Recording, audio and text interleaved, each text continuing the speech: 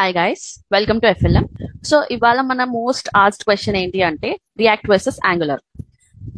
అసలు ఈ మధ్య కాలంలో ఫుల్ స్టాక్ అనేది చాలా పాపులర్ అయింది. సో ఈ ఫుల్ స్టాక్ నేర్చుకునే క్రమంలో ఏమవుతుంది అంటే చాలా మంది హెచ్టిఎంఎల్, సిఎస్ఎస్, జావా స్క్రిప్ట్ నేర్చుకున్న తర్వాత ఒక ఫ్రేమ్ వర్క్ నేర్చుకోవడం అనేది మ్యాండేటరీ అయిపోయింది. సో ఎందుకు అంటే జావా స్క్రిప్ట్ తోటి కాంప్లెక్స్ వెబ్సైట్స్ ని డిజైన్ చేయడం చాలా కాంప్లెక్స్ అయిపోతుంది. సో దానికోసం and many more added advantages వల్ల ఈ రియాక్ట్ యాంగులర్ చూస్ చేసుకోవాల్సి వస్తుంది.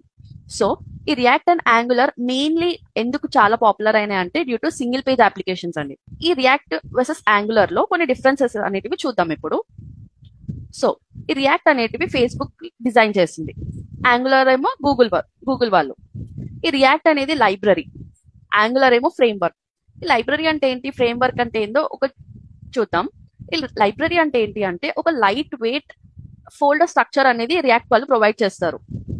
అదే యాంగులర్ వాళ్ళు అనుకుంటే ఒక హెవీ వెయిట్ ఫోల్డర్ స్ట్రక్చర్ అండి. సో ఏంటి అంటే ఇప్పుడు రియాక్ట్ లో సపోజ్ మనకి రియాక్ట్ రాటర్ డామ్ అని ఉంటది.